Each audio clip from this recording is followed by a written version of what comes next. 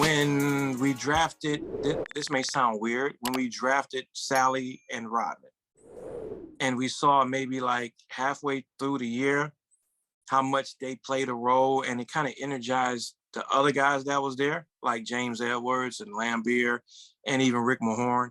So it gave us, a lot of people don't understand. I mean, a lot of people don't know that they was pretty much declining, like in age almost, before Sally and Rodman came there.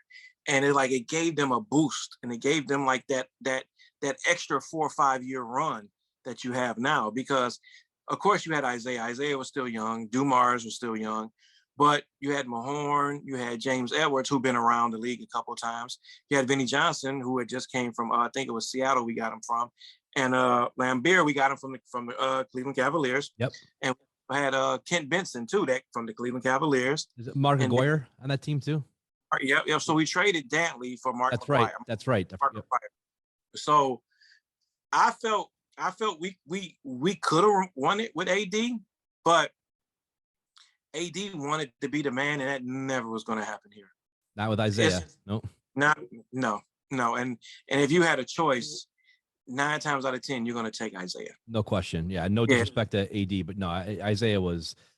Ty, I always say, and I see you post this on your page sometime, Isiah gets kind of forgotten about in the point guard conversation. Unfortunately, it's really unfortunate. And I watched him growing up. I know how good he was. You know, he played against the Cavs, and Mark Price always said Isiah. I mean, you know, those guys had some good battles back and forth. Isiah and Mark Price, and Isiah loves Mark Price as well. They actually have a very deep respect for each other. But you know, those are two of the most underrated point guards to me in NBA history, and especially Isiah. Isiah is iconic in many ways, and it's unfortunate what happened. We know the whole Jordan story and Dream Team. We won't get into all that, but it's just, you know, do you think, you know, where do you put him in the point guard conversation? I mean, obviously, you know, Steph is the greatest shooter of all time. Magic, in my opinion, is the greatest passing point guard. But Isiah just, I mean, when he, you know, sprained his ankle in that game, I've never seen anything like that. 23 points or 21 points in the quarter? It was 23 or 25 points. It was crazy. I've watched it recently again. I watched the highlights again. I'm watching him up, cringing in pain, going up and down. I mean, it's one of the greatest performances I've ever seen in NBA history. And where do you put him in those point guard talks? To me, top 2, because every time I talk to Isiah, we joke, and I tell him, I said, listen, man, I got into so many fights over you because everybody's Jordan, and I get it. Jordan is arguably the greatest player of all time. Okay, I get it. You know, but I think his sneakers took him to another level, and even on court, Jordan is probably the top 3 greatest I've ever seen play. But with Isiah fought wars. Isiah, them Eastern Conference championship days with the Boston Celtics were brutal. So I going back to what I was saying earlier, I kid with Isiah all the time. I said, man, my Jordan beef with people is just now calming down. Now I got to argue with them, talking about Steph better than me.